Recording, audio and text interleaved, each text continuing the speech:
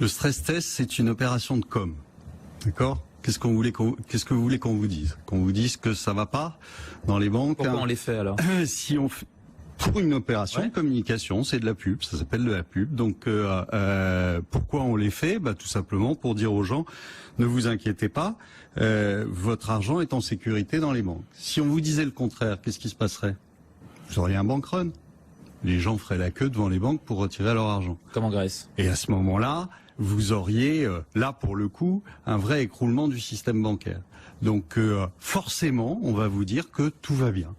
Et on va vous prendre 3 banques, une banque italienne qui est déjà en faillite. Oui, ça on le savait. On vous dit vraiment celle-là, elle va pas bien. On vous met 1 ou 2 banques irlandaises où on vous dit vraiment c'est pas bien, mais vous inquiétez pas, on va les recapitaliser, etc. Et puis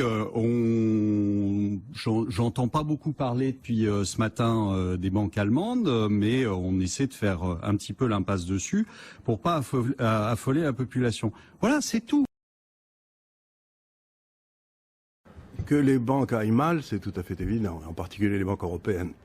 On le sait. Mais aillent mal jusqu'à se trouver à des niveaux de fragilité qui sont systémiques ? Oui, bien sûr. Vous en avez à peu près 70% qui sont en état de quasi-faillite. C'est-à-dire qui sont, si vous regardiez les vieux ratios qu'une banque ne doit pas prêter plus de 12 fois ses fonds propres, puisque ça lui permettait de résister à 2 récessions de suite, aujourd'hui, vous avez toute une série de banques qui ont des fonds propres qui sont à 30. Ils sont à des ratios de multi-leverage qui sont à 30 ou 40 fois. Donc oui, on est dans une situation bancaire absolument abominable.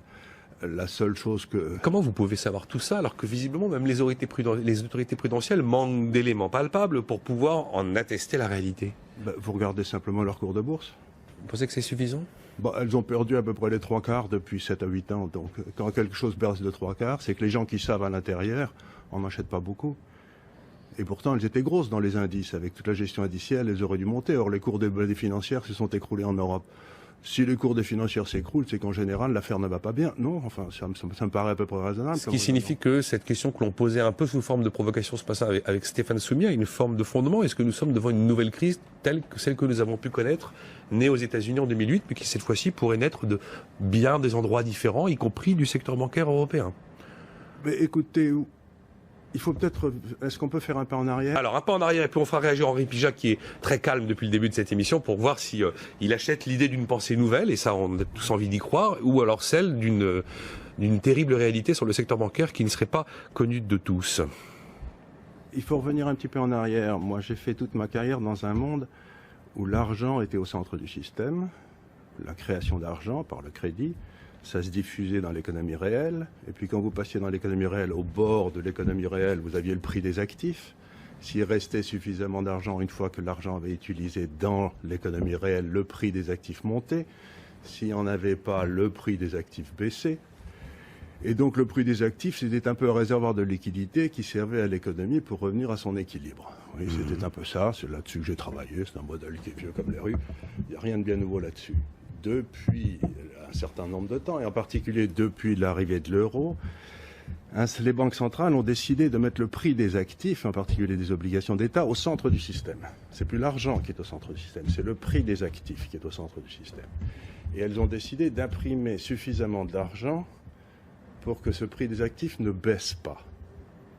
Oui, c'est ce à quoi nous assistons avec jusqu'à présent des résultats assez probants, sûrement très fragiles mais probants. Pour le prix des actifs. Oui. Il n'y a aucune preuve que l'argent créé pour le prix des actifs va se diffuser dans l'économie réelle. Pour l'instant, aucune, et ce n'est d'ailleurs pas ce qui se produit. Et donc c'est bien pour ça que vous avez aujourd'hui un malaise dans les marchés financiers.